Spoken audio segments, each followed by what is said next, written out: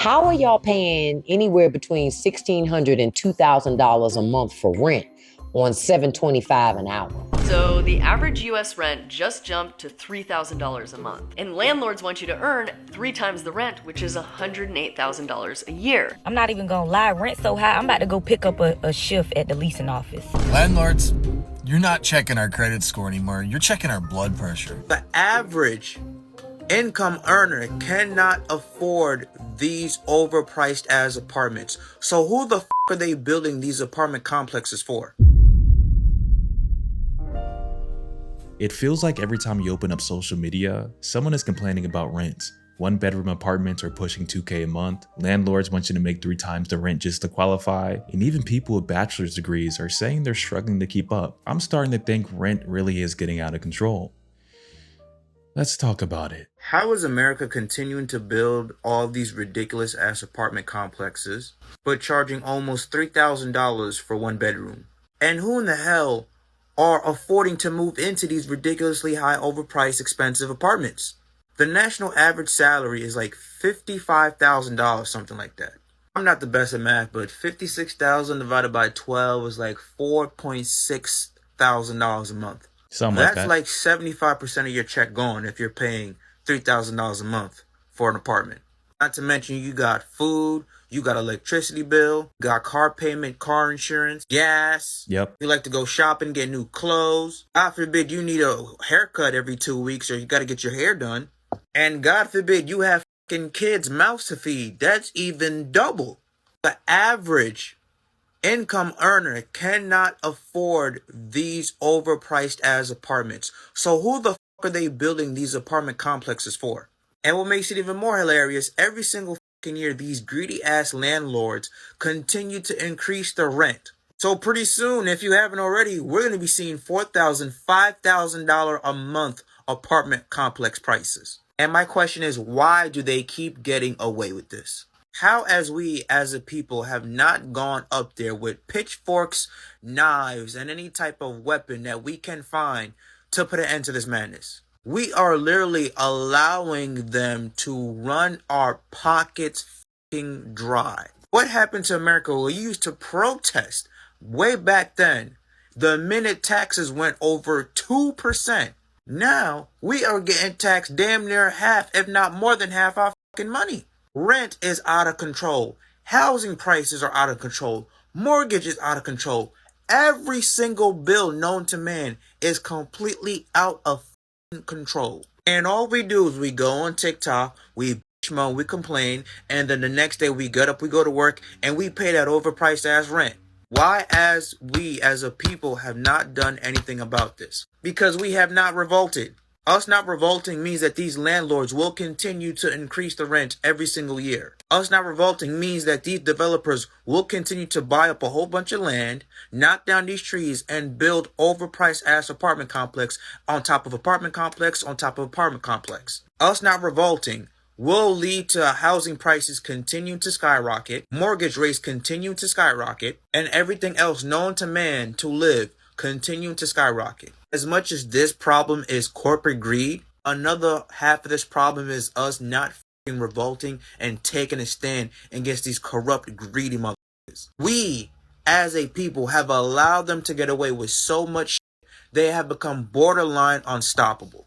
And it's sad to say, but I think there's no coming back from this. I don't know if you guys caught what he just said, but he mentioned that the average person is making around $55K a year. Whether it's exactly that number or a little higher or lower, his point still stands. A lot of people simply aren't making enough to comfortably afford these apartments. Then you look around and every new building is advertised as luxury living, with rent starting at $2,000 or $3,000 per month. Who exactly are they building these places for? And don't get me wrong, I know not every landlord is greedy, but it definitely feels like every time people's paychecks go up a little, rent somehow goes up even faster. He also mentioned protesting, and honestly, I don't even think protesting would solve this. My issue is that housing has become so expensive that people don't really have another option. At the end of the day, everybody needs somewhere to live, and that's what makes this situation so scary. I'm not even gonna lie, rent so high, I'm about to go pick up a shift at the leasing office. I'm about to cover their Saturdays because rent is about to blow us out the country. I heard that they be getting discounts when they work at the leasing office. If you ask me, a part-time job as a leasing agent don't sound too bad. Not at all. Because when I think about it, I really was sitting on the most amount of money when I was a resident advisor in college. When I didn't have to pay for room and board, when I tell you that money was so fat, boy, that check, that refund, that money from them jobs was so fat. Don't even get me started. And I just genuinely feel like if you can find a way to finesse and really get ahead by not having to pay for living, ain't no way you ain't balling out. You got a and head I get start. Everybody's situation is different. I'm not trying to say that and tell people what they should do or whatever like that. Just giving my opinion for all the comments and the internet warriors. But like, think about it. If I could really pull that off, keep my same career, pick up maybe 1 to 2 shifts every now and then at a leasing office and get free or discounted rent. Landlords, you're not checking our credit score anymore. You're checking our blood pressure. You want 3 times the monthly income to rent some of these places? Average rent in America just hit $3,000. So $9,000 a month. The average American is not crazy. making that kind of money. Not at all. This shit's crazy, dude. So the average US rent just jumped to $3,000 a month. And landlords want you to earn 3 times the rent, which is $108,000 a year. But the average American only makes $51,000, meaning that half the country doesn't qualify for an average apartment. Not because they're lazy, not because they failed, but because the math broke. For decades, the rule was simple. Earn 3 times the rent. It was meant to protect landlords and tenants to make sure that the tenants could pay. But something changed. Rent kept rising, but wages stagnated. And then that rule turned into a wall. So then people apply anyways and they just get rejected. Not for bad credit, not for a criminal record, but because they don't earn enough on paper. In most cities, people are spending 40 or 50% of their income just to live average. And buying a home feels even further out of reach. Higher interest rates, bigger down payments, and then the market's prices are always rising. People aren't choosing to rent. They're stuck renting. Here's the real problem. Wages follow the market and housing follows demand. And the two no longer match. And this is what a crisis looks like. Working full time, making the median income, and still not having enough to afford your own housing. And when half the country can't afford to own their own home, well, that's not personal. That's structural. I don't know if the average rent in America is really $3K because nationally it looks closer around to $2K, and we'll talk more about this in a minute. But honestly, that doesn't even matter anymore because in a lot of cities, $2,500 to $3K a month for a 1-bedroom apartment is not some crazy made up number anymore. When I was living in Hampton, I remember seeing 1-bedrooms going for around $2,800 a month. And these were apartments targeting young college adults. She also said that landlords want you to make 3 times the rent just to qualify. So if the apartment is $2,800, they basically want you to make over $8K a month before taxes. That's almost 6 figures a year just to be approved for a 1-bedroom apartment. It's not even just can you pay the rent, it's can you prove you make enough for us to even let you apply. And for a lot of normal working people, the answer is no. All right, so here we have an article on Zillow. Renters gain more than $2,300 in breathing room as rent growth hit slowest pace since 2020. And this was published on April 21st of this year. So here it reads, renters are breathing easier with income growth outpacing rent hikes, putting an extra $193 back in the typical household's pocket each month. That's $2,300 more a year for groceries and gas, or a head start on a down payment. The typical asking rent rose just 1.8% year over year to $1,900, the slowest annual pace since 2020. Single family rents climbed 2.5% year over year to $2,500, the slowest annual growth ever recorded in Zillow's data series, while multifamily rents rose 1.3% to $1,700. Across both segments, rent growth is running below income growth, easing the financial pressure renters have faced since the pandemic surge. Affordability is beginning to recover and move closer to historical norms. The share of income the median household spends on typical rent has eased to 26.5%, down slightly from a year ago and nearing the pre-pandemic level of 25.8%. Still, a household needs to earn roughly $76,000 a year to comfortably afford the typical rental, 35% more than what was required before the pandemic. The typical asking rent is $1,900 in March, up 0.6% month over month. The pre-pandemic average month over month change for this time of year is around 0.7%. Since the beginning of the pandemic, rents have increased by 36.2%. Rents are now 1.8% up from last year, and rents are up from year ago levels in 37 of 50 largest metro areas Annual rent increases are highest in San Francisco, 6.4%, Virginia Beach, 6%, Chicago, 5.6%, Providence, 4.9%, and San Jose, 4.8%. This is actually not surprising news, and I actually talked more about the data in terms of rent prices and even housing in my last video in this playlist. So it's not surprising that there's these percentages in certain areas that are high cost, you would say. But I'm curious if these numbers might go down as we near the end of 2026, or will they go up? And then here we have this beautiful table that kind of displays the average rent for certain areas in the United States. And if you notice, the only places that have rent averaging at 3K is New York, California. Oh, and right here, Boston, MA. That's Massachusetts. How are y'all paying anywhere between $1,600 and $2,000 a month for rent on $7.25 an hour? Seriously, I need somebody to show their work because the math ain't mathing. Because, every time somebody always loves to say, folks don't want to work. I always laugh at that. There are plenty of jobs. The problem is, there's plenty of jobs that'll pay you money just enough, but not enough to get ahead. Mm-hmm. It's like being on a treadmill that charges you rent. You run at full speed, but you still ain't going nowhere. Think about it. Rent is $2,000. That's a good analogy. Then you still need lights, groceries, car insurance, gas, and the car itself.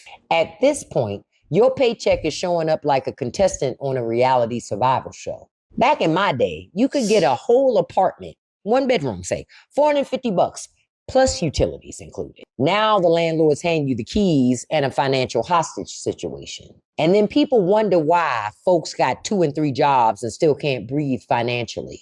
This ain't sustainable. So I want to know, are you surviving in this economy, or are you just learning how to drown slower? Let's talk about it. Yeah, because one thing I just can't see myself doing no more is paying $2,000 a month for a 1 bedroom.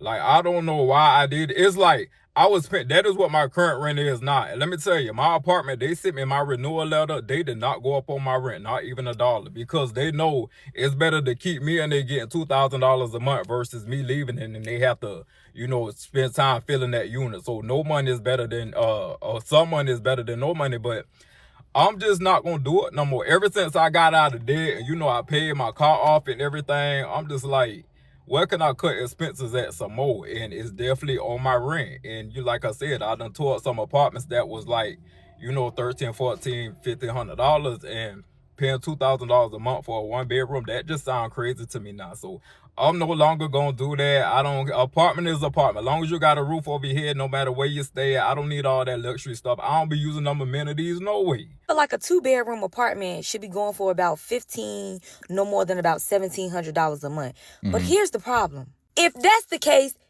why is a 1 bedroom, 1 bath going for $1,600 a month? Make it make sense. No, y'all don't understand. Like, I'm to the point where I just tour apartments just for the heck of it. Like, just for the fun of it. And then when it comes to them 1 bedroom, 1 bath apartments, when you look at the floor plan, if I'm having guests over, if I have somebody that needs to just, God forbid, be in town, just need to stop by to use the bathroom, you got the master bedroom at the butt crack of the door. Like, you right there at the front door. The kitchen right there at the front door. I mean, they couldn't make no floor plans that involve corners and turns where if somebody need to peek their head at your front door, they can't just look directly in your apartment and see everything that's in it. I mean, who is on the design team, blueprint team for these apartment complexes? I'm just not understanding. And at this point, there is no such thing as a regular apartment and a luxury apartment because they both got the same pricing. You can't even really live in a regular apartment today in time. If you're not careful, you're going to be living a much worse life, paying a lot of money in rent. You might wake up one day and you ain't going to have no car. You ain't even going to be able to make it to work to even afford the cheap rent that you do got. You might as well go where they call it luxury and pay luxury prices. But the problem is, for spacing and everything, why is a 1 bedroom, 1 bath costing the same amount as a 2 bed, 2 bath? I don't care what anybody says. $17 an hour is just not enough anymore. Maybe 10 years ago you could make it work, but today, by the time you pay for gas, groceries, your phone bill, insurance, and everything else, there's barely anything left. Then you're supposed to turn around and pay 16 or even 2K a month for a 1-bedroom apartment. I don't know how people are doing it, man. And then people always wonder why everybody else is working 2 or 3 jobs. This is exactly why. It's not because people suddenly love working all day. It's because one income just isn't cutting it anymore. Just like many, I do also hear older generations say, back in my day, one person can work and support a family. Whether that was everyone's experience or not, I do think life was more affordable than what we're seeing today. And I talked about this in a previous video. Personally, I don't think paying 2K a month just to have a roof over your head should be considered normal. If someone is working full-time, they should at least be able to afford a basic apartment without feeling like they're one unexpected bill away from being in trouble. Rent is too damn high. The cost of living is too damn high. And I don't understand how the government thinks that that is sustainable for the American citizens. I am looking online at different places, houses, apartments, townhomes, everything to see what's out there. One, they want you to make 3 times the rent. Jobs are not paying 3 times the rent. I'm looking at different jobs that require at least a bachelor's degree, which I have, but they're at $52,000, $50,000 a year. What? And you expect me to pay $2,000 and above for rent, and you want me to make 3 times that? Like, make it make sense. How is people surviving out here? I really want to know, how are people surviving? And then they want to get on you about living, allowing people to come stay with you, and they paying a portion of the rent. So people can't stay there if they're not on the lease, and you can get in trouble for that and evicted for that. And on top of that, they want your the deposit, which is the equivalent of the rent, the first month rent, and then last month rent. And then they want your credit score to be extra high. Mine is 796. So I mean, I will qualify, but again, for the average American, that's not doable. That is not doable. They want you to spend every aching ounce, every minute of the day at somebody's job, collecting hours and hours and money and money and money and money. When do you get to sleep? When do you actually get to be at home? You don't even get to be at home. How is any of this sustainable? It's not. The housing crisis is already bad enough. There isn't any more low-income housing. I know because I work in housing, so I know. People are really hurting, really struggling to live and survive. And it's going to be a lot more homeless people that do have jobs, but they can't afford to get apartments. And that's a lot of homeless people that I see. They actually work, but they can't afford to get. I moved out into my own apartment when I was 19 years old. Okay. Oh, I wow. had it was 1 bedroom, 1 bath. It was $625. 1 bedroom now is over $1,200. A 2-bedroom back then was $800 at the most. Wow. $725 on the low end. That's when I moved out. Now it has tripled. That is not sustainable. And a lot more people are going to go homeless. Period. Now they being a little picky about how many people you can have living in a home or an apartment. But how do you expect people to survive? They're not paying us enough to pay these prices. This is not sustainable, and eventually it's gonna bust. The average jobs are not paying 3 times the rent anymore. And it's not just people working hourly jobs that are struggling. Even people with bachelor's degrees are saying they're having a hard time getting by. And that really makes me wonder, when do people actually get to enjoy the fruits of their labor? You spend years in school, you graduate, you get the job everyone told you to get, and somehow you're still stressed about paying rent every month. The more I watch videos like this, the more I understand why so many people are chasing financial freedom. And I'm not talking about getting rich overnight. I'm talking about having enough freedom where one rent increase doesn't completely throw your life off. Because honestly, it feels like we reached a point where people aren't working to build a life anymore. They're working just to keep one. And to me, that's a pretty depressing reality. All right, here we have a second article, Renters' Priorities Shift in 2026 Markets. Rising rents in 2026 push Gen Z and millennials to delay life plans and prioritize essentials over luxury and rentals. And this was published this year on January 23rd. Affordability reshapes life plans. Rising housing costs in 2026 have forced renters to rethink their priorities. Apartment listed a survey of 1,000 Gen Z and millennial renters, which showed that many delay key life events. Home buying, retirement savings, and starting families are now on hold for much of this group. Nearly half can't save because rent takes up most of their income. 1 in 4 spends over half their earnings on housing. Financial pressure also affects relationships, and about 42% stay in partnerships longer to avoid the high cost of moving out. We talked about this in a previous video. This is real stuff that's happening in today's life.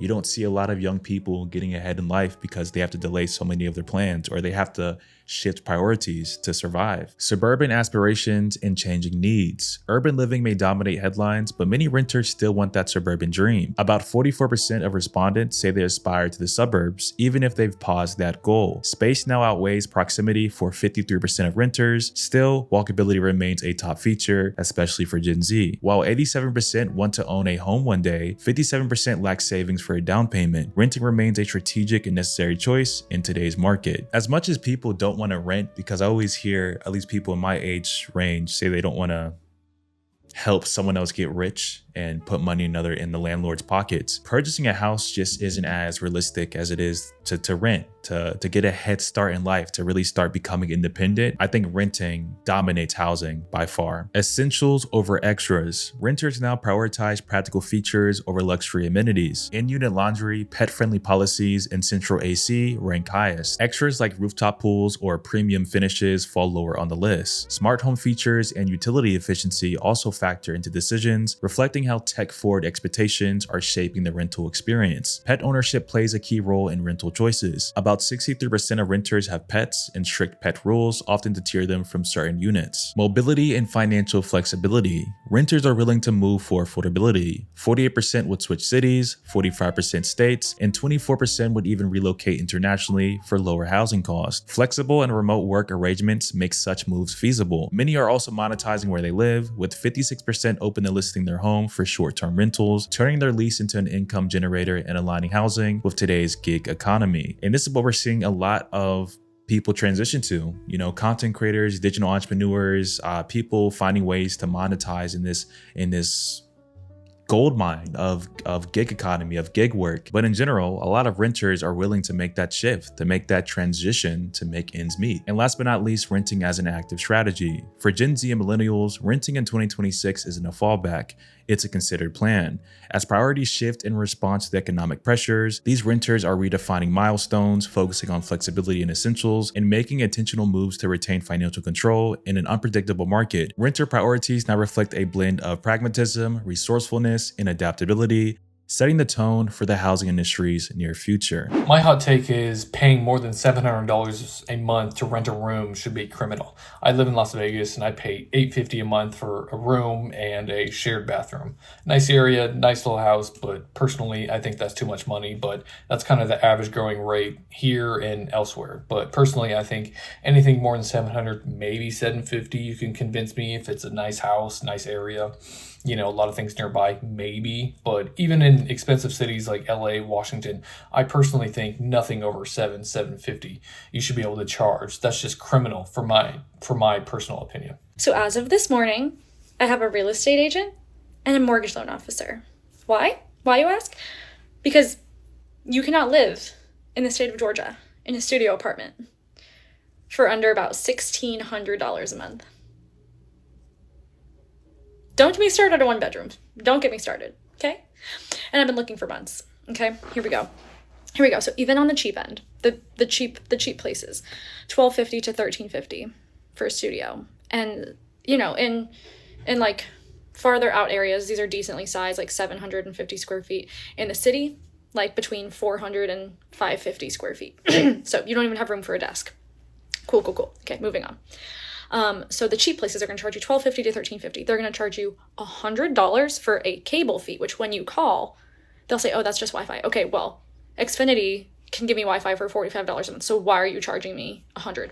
Besides the point. And they're going to charge you $25 for valet trash. You can't opt out. You have to pay it. That's so They're going to dumb. charge you between $25 and $50 a month for parking. Okay, so we're already at $13.50 plus $100 plus another $100. Okay, so we're at $15.50 before utilities. So then you throw on Georgia Power and you throw on water sewer. And depending on what city you're in, water sewer could be really expensive because they're working water sewer projects. So your sewer bill might be $70 on its own, plus water, plus power, which on the low end's $100. So it's $1,600 to $1,700 anywhere just to rent an apartment, and not even a good one. I'm losing my fucking mind. Okay, so first of all, where are you guys from? And is rent really this expensive where you live? I'm actually curious because every time I open up social media, it feels like somebody's paying $2,000 a month to live in what looks like a walk-in closet. When I was living in Hampton with a roommate, they charged us for valet trash.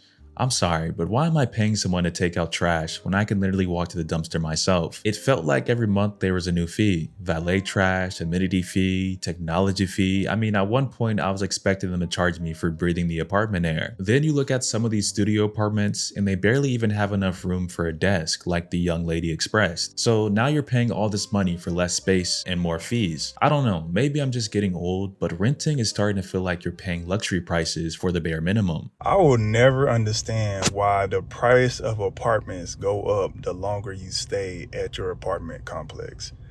Like, why isn't there like a rewards program or like loyalty points, you know? Like, why isn't there discounts for, you know, ongoing members? Every other facet of life, insurance, like, so any other subscriptions, like the longer you're with someone, the price should go down. Like, I don't get it. It might be another financial reason that I'm just not thinking of at the moment, but why am I getting punished for paying my rent? Like, my reward for paying my rent for a whole year was the price going up. Congratulations. Thank you for paying your rent for a whole year. We're going to increase it. Some BS. There's no incentive for staying at your apartment for more than 2 years because it's going to go up. If it goes up that first year, that second year is going to go up even more.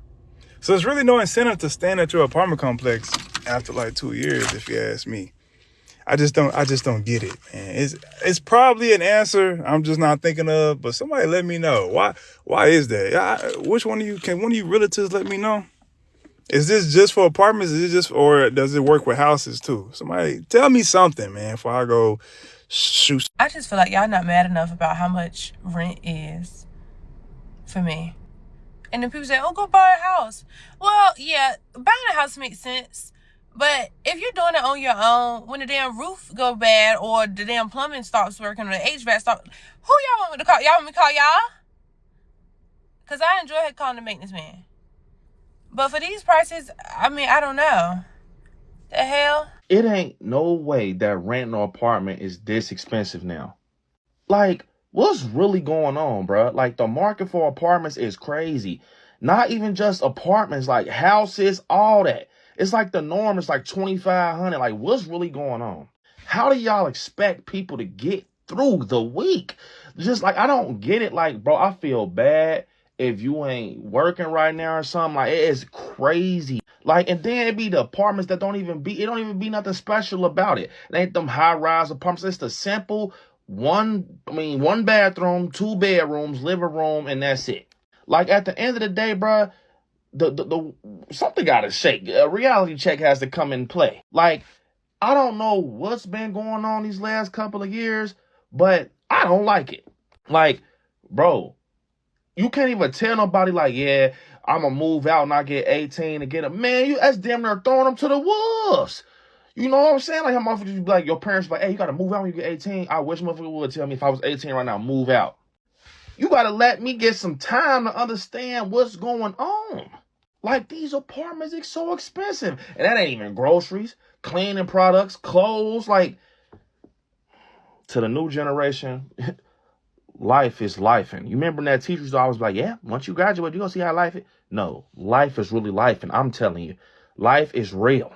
I actually never understood this either. Why does my rent go up the longer I stay somewhere? If anything, shouldn't I get rewarded for paying on time every single month? Airlines have loyalty programs, credit cards have reward points, but if you've been the perfect tenant for 3 years, your reward is, here's another $150 rent increase. Make that make sense. I also agree with what she said earlier about people not being mad enough to protest until it's too late. It feels like we've slowly accepted that paying more every year is just part of life.